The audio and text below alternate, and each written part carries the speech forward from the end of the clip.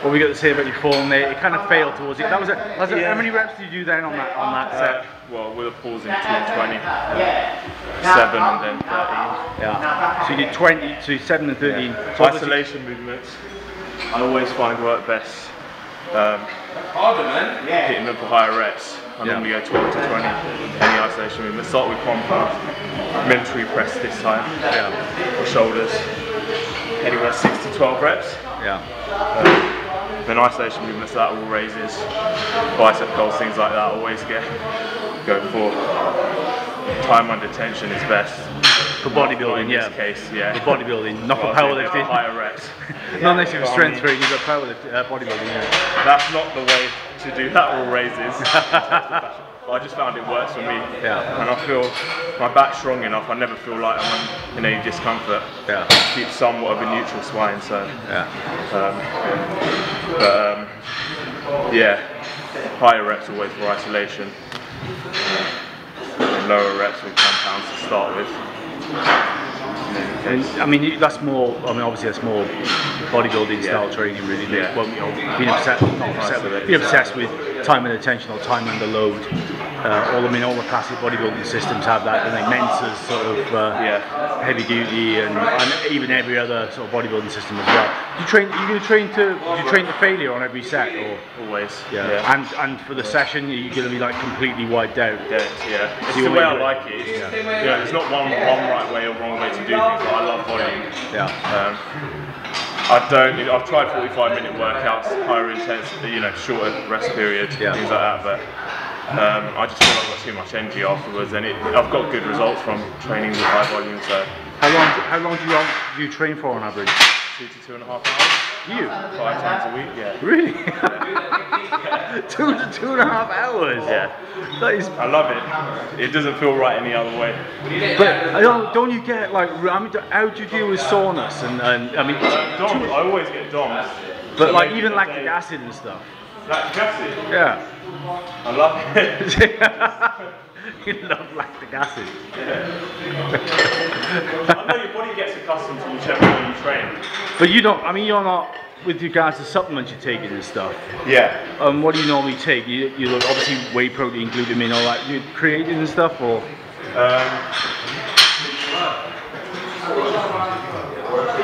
Always creatine, just in my post-workout shake. 5 grams a day, every day, whether I'm training or not. Just whey protein after working out. I'm cutting it down just a scoop a day post-workout. Otherwise, I'm getting it from food, and I find that get a lot better results doing that. 2.5 hours, 5 times a week. BCAAs just in my post-workout shake. That's it. When I used to do more bodybuilding training, I didn't train for that long. 2.5 hours. That is someone who really likes training. Do you have to keep yourself away from the gym? Seriously, on the days off, on your days off, don't you just like think, I want to go to the gym today? I do want to, or I don't. Yeah, do you? I mean, in a way, it's kind of. Do you have to stop yourself from training all the time? Normally, it gives me time to do the things that I should have been doing when I'm in the gym. So like get some food. Get a chance. But I do eat enough. So I think that allows me to eat a lot more as well. So it's just what I've got used to. So how many calories a day are you eating now? And when I was bulking and I stopped it about 2 months ago, and I couldn't put on any more weight. I was at 43, 4,400 a day. Right.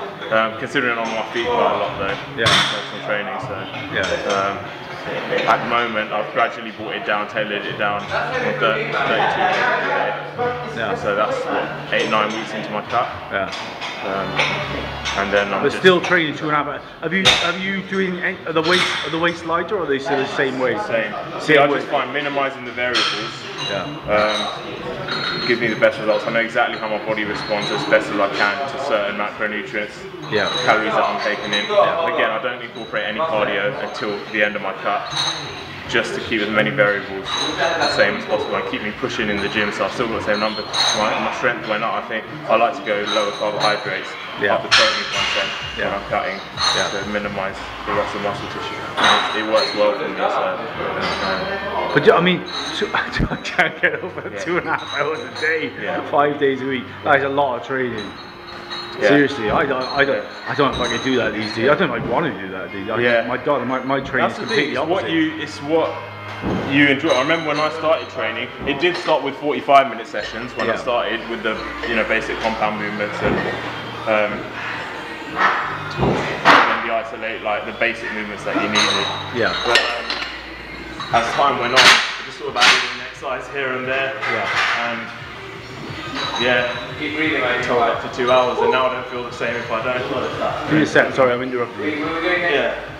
This we can do normal chest press, then into the shoulder one, turn that, then 10 shots, then one go first. Then we do 20, 10, 10. You done 15 minutes?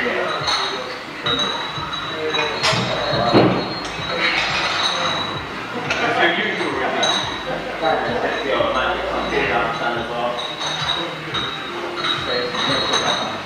But it would be nice to mix up a little. We'll never do all these sets. We'll never do all these sets unless you were here.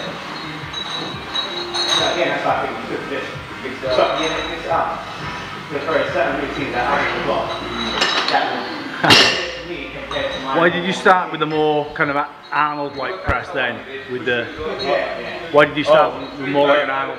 I find you get better engagement of the rear delts when you're just doing the overhead presses. It only really seems to hit more of the side and anterior delt, the front delt. When you get that rotation, it allows you to get further behind the head as well. Just engages the rear delt a little more, so you get a bit more of an all-round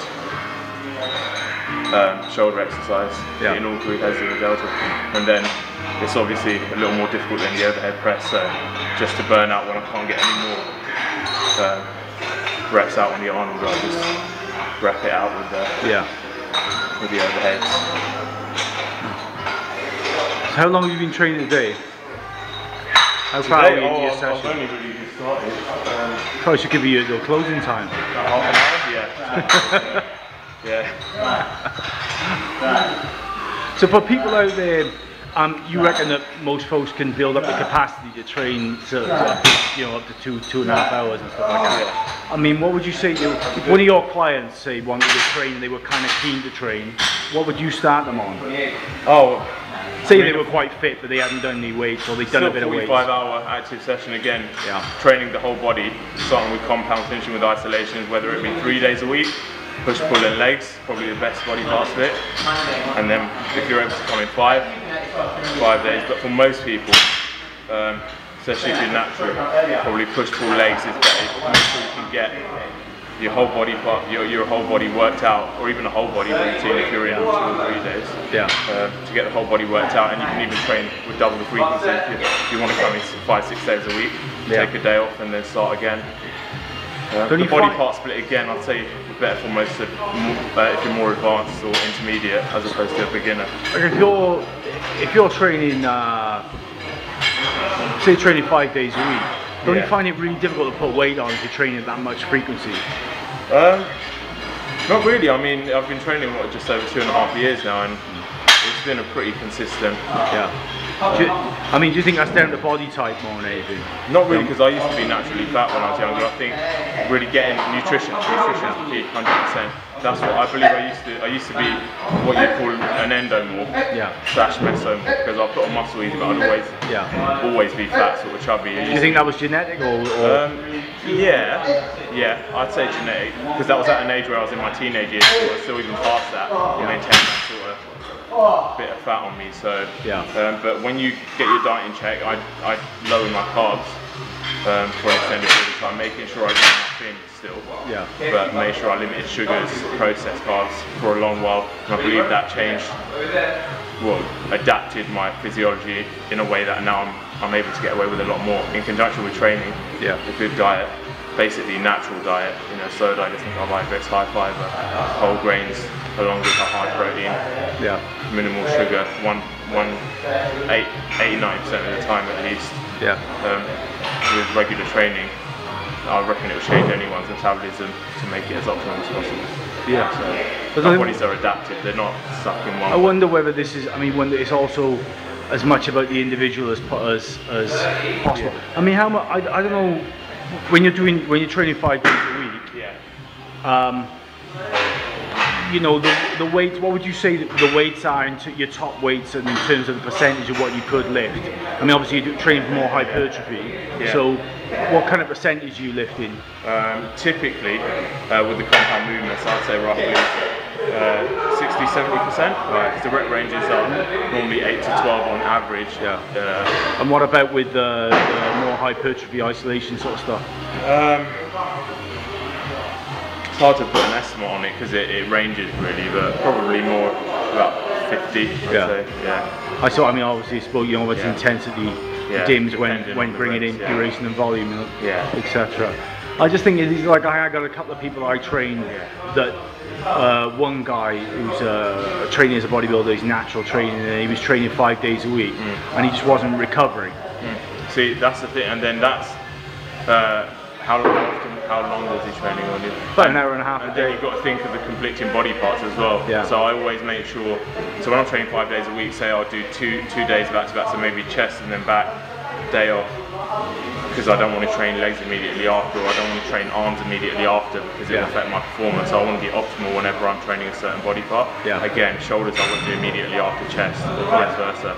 So creating a program, so you're working 5 days a week, but not necessarily Monday to Friday. Especially with high volume, I think you need to really avoid doing conflicting body parts back to back.